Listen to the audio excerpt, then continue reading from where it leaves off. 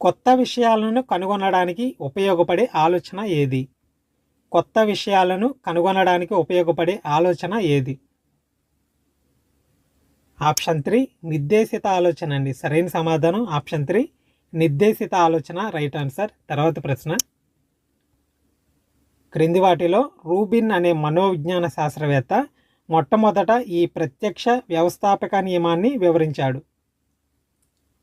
Rubin అనే మనోవిజ్ఞాన శాస్త్రవేత్త మొట్టమొదట ఈ ప్రత్యక్ష వ్యవస్థాపక నియమాన్ని వివరించాడు? కరెక్ట్ ఆన్సర్ ఆప్షన్ 4 ఆకృతి క్షేత్ర సంబంధం.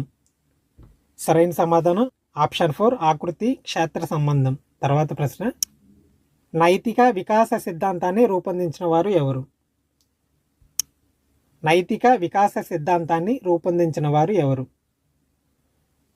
Option 4 Kohlberg.